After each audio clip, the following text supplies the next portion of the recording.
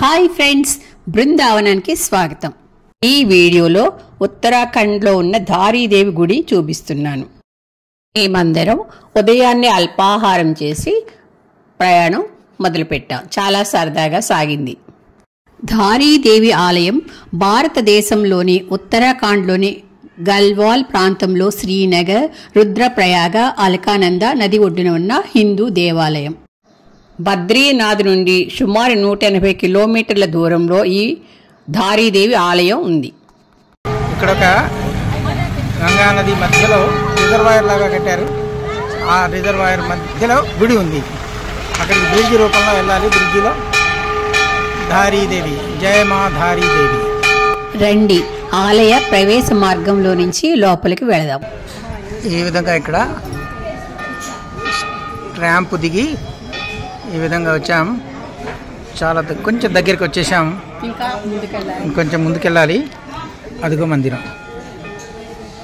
ఇదిగో ఇది మందిరం. దర్శనం చేసుకుని వద్దాం. రండి.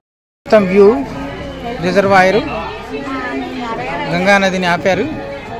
ధారీదేవి చార్ ధామ్ మరియు ఉత్తరాఖండ్ రక్షకురాలు. అలకానంది నది ప్రవాహాన్ని అదుపులో ఉంచినందుకు దేవతలు ఘనత పొందారు.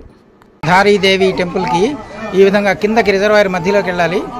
ఇక్కడ మధ్యలో ప్యాసేజ్ ఉంది, ర్యాంప్ లాగా నడిచి వెళ్ళాలి. ఆ విధంగా చుట్టూ తిరుపతి కొండ దిగినట్టుగా దిగి వెళ్తూ వెళ్తూ ఇదిగో అక్కడికి వెళ్ళాలి. అది ధారీమాత టెంపుల్. వెళ్దాం రండి.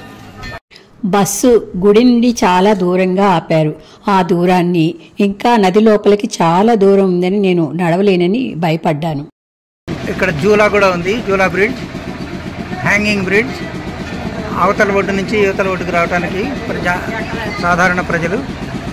బస్సులోని ఉంటానని అంటే రాణిగారు ఇంత దూరం వచ్చి అమ్మవారిని చూడకపోవడం ఏమిటి?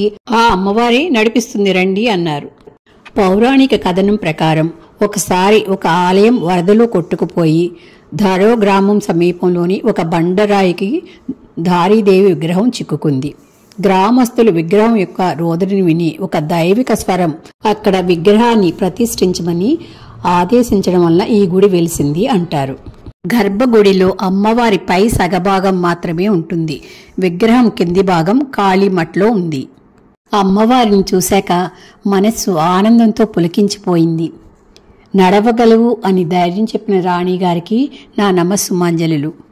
ఈ గుడిలోని దేవీ రూపం ఉదయం బాలికగా, మధ్యాహ్నం యువతిగా, సాయంత్రం వృద్ధశ్రీగా మారుతూ పూజలందుకుంటుంది. 2013లో అమ్మవారిని పక్కకు జరిపి అక్కడ ఏదో ప్రాజెక్టు కట్టడానికి గవర్నమెంట్ ప్రయత్నించిందని, వెంటనే కనీ విని ఎరిగిన వరదలు కేదార్నాథ్లో సంభవించి చాలా ప్రాణ నష్టం జరిగింది. దాంతో అమ్మవారు ఆగ్రహించారు అని మా అమ్మవారిని మళ్లీ యథాస్థానంలో ఉంచితే శాంతించిందని స్థానికులు చెప్పారు. ఈ వీడియో మీకు నచ్చినట్లయితే లైక్ చేయండి, షేర్ చేయండి, సబ్స్క్రైబ్ చేయడం మర్చిపోకండి. బాయ్. మీ రుక్మిణి.